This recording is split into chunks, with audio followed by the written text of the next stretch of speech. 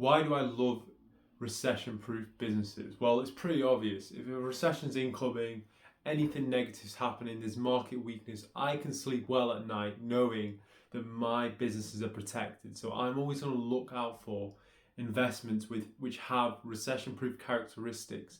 I'm going to go through some examples as well that you might want to look through yourself.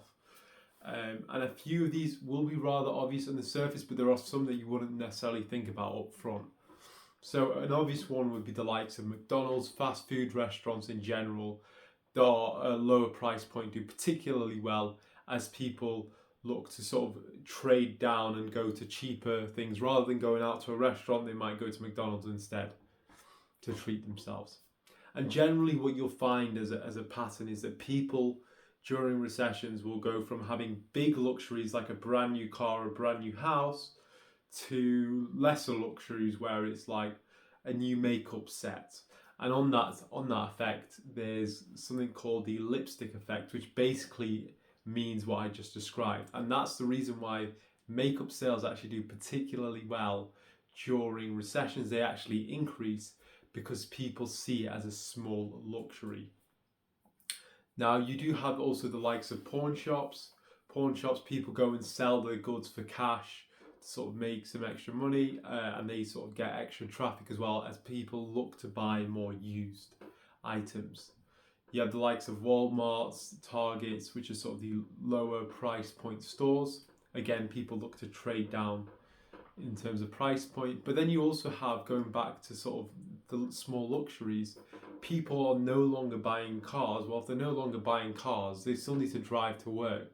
So you're going to have the likes of tire repair shops, just any sort of mechanics, tire, car service stores will do very well in particular because less people will be buying new cars and more people will be buying used cars, which they will then need to repair. So it's either you repair your car a lot of the time or you go and buy a new one. You might think, well, it's at that stage where I might as well go and treat myself to a new car. But if you're in a recession, chances are you might be struggling a bit more. So then you might actually opt to sort of take the more financially sound approach, which is just to repair your car.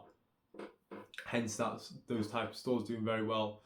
There are a few that sort of trade publicly as well that you can take advantage of, and I think generally they have produced pretty consistent historic returns. One that I found particularly interesting that isn't really mentioned or talked about or really known, in fact, is actually private credit as a business. So what this is a lot of private credit lenders are basically dealing with the higher risk loans that businesses are associated with. Well, you might think, well, surely these businesses are going to struggle during the recession because they are higher risk loans and more businesses go bankrupt during recessions. And you are right, their losses will probably be higher than normal during that period.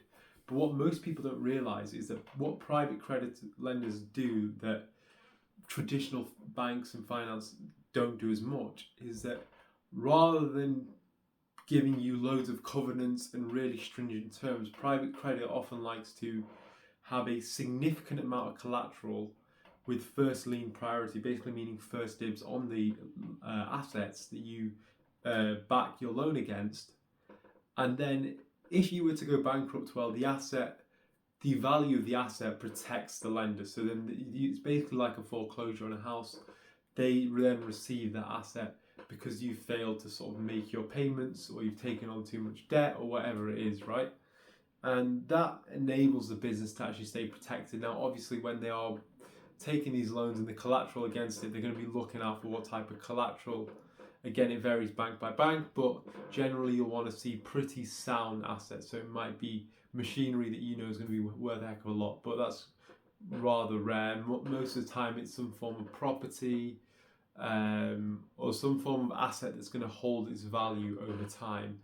And generally as well, that will be on a sort of loan to value of 65%, which basically means that when you first wrote the loan, that the loan was worth £10 million, but the asset was worth actually £12 million. So you were protected there because you had a bit of a buffer. Depending on how good the asset is as well, the bank might actually come out on top. But getting into the reason why they actually benefit from recessions is because during this period,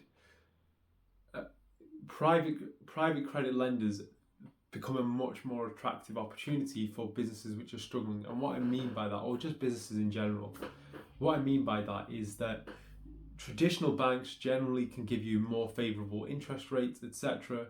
But during recessions, when businesses are collapsing left, right, and centre, or they're struggling more in general, what will happen is that a lot of these banks which have started taking losses, they start to tighten their lending criteria. And what that means is that a lot of these now businesses struggle to get loans, or if they do, it's a very restrictive terms, and that's significantly less attractive than if they just basically went to private credit lenders who are going to give you better terms, basically, even though you're going to have to put some collateral down behind it a lot of the time. And it's not even necessarily about the collateral, but it's basically about the fact that major banks, they sort of come into their shell because they want to be more conservative during this time, and whereas in normal periods they may have offered those types of loans or offered as many, they've now restricted and cut down that amount. And basically what that means is then private credit comes in after them, after that gap that's now created, and they fill that gap, and a lot of the time you'll see their growth rates expand during those periods, and they do very well. I mean, if you look at any, you'll see that they do better during COVID, during the 2008-09 crash, etc. That's generally why I like these types of businesses. It protects you, and also if you can see that these businesses are performing stellar numbers, whilst the rest of your stocks again destroyed most likely, these businesses will more than likely hold your value. It's a more stable hold, but also if you really find opportunities, you may be able to redeploy that capital elsewhere. So whilst everyone's fleeing to the company you own, you might be able to deploy it elsewhere. It's not financial advice, but it's just a way I'd like to manage my money. Ideally, I'd want them all in recession-proof businesses, but of course, it's very hard to then find recession-proof businesses which are great models with excellent growth and great or good pricing in terms of valuation. Anyway, hope you found that useful.